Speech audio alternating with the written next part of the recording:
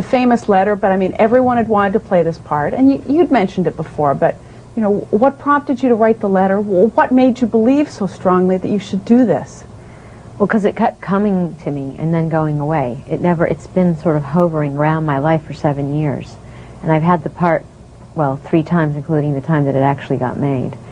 The first time I was like, okay, this is interesting, this is flattering, and I started learning the music. The second time, I thought, okay, this is strange. It was on, it was off, now it's on again. And I started doing research about her. And I started really becoming intrigued with her life and noticing a lot of similarities. And then when it came to me the third time, I thought, okay, this was meant to be. And that's when I really became possessed. And did you have to convince Alan Parker? Yeah. Yeah. Absolutely. And you did so by saying, I have to do this. I will work so hard. It will be so worth your while. There's no one who can do this. That's what I said. And you said that to President Menem when you said, we have to have the Casa Rosada. Yes. Listen to this soundtrack. I did. I did a lot of begging. Do you think you solved the riddle of Evita? As much as anyone could without actually meeting her and knowing her. I think that there's things about her that we'll never know. You know, she died young, and, you know, so much that's written about her is myth.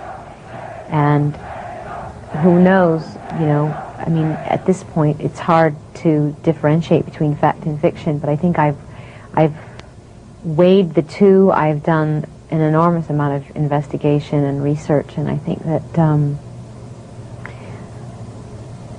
that I've come to know her in a very deep sense, and I have an enormous amount of compassion.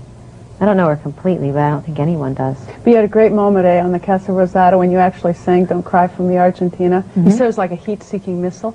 She found you. It felt like that, eh? Yeah. She was there, definitely. And so was the crowd. I mean, just tell me about that.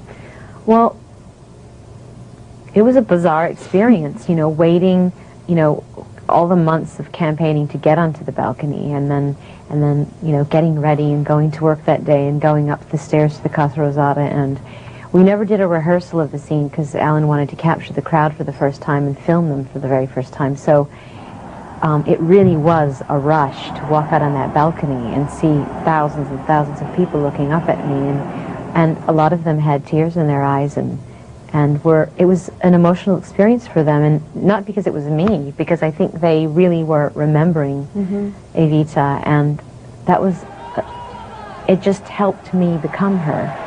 Don't cry for me, Argentina. The truth is I never left you.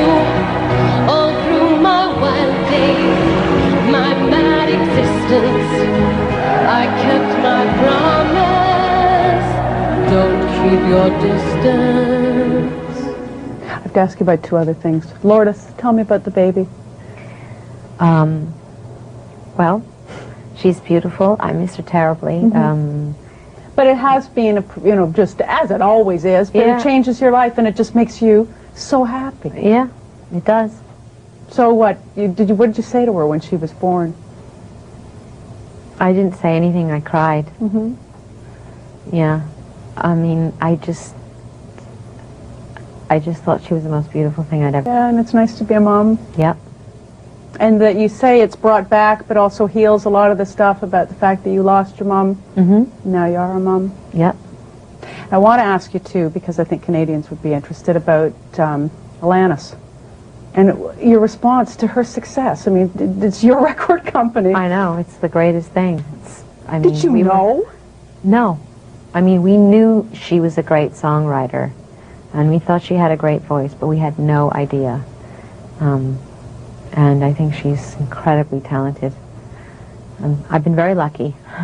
But are you going to say, get back in there, do a follow-up? No. No. You can't talk that way to Alanis. You can't talk that way to any artist. No. I think she's still on the road. You had a great line in your diaries about this movie, saying you understand now why so many actors are alcoholics, drug addicts, or Scientologists. Well, it was so hard, eh? Yeah, absolutely. You just said A like a Canadian. Yeah. I am, eh? But it was worth it. You're pleased? Absolutely. I'm thrilled. Good for you. Well, thank you very much. You're welcome.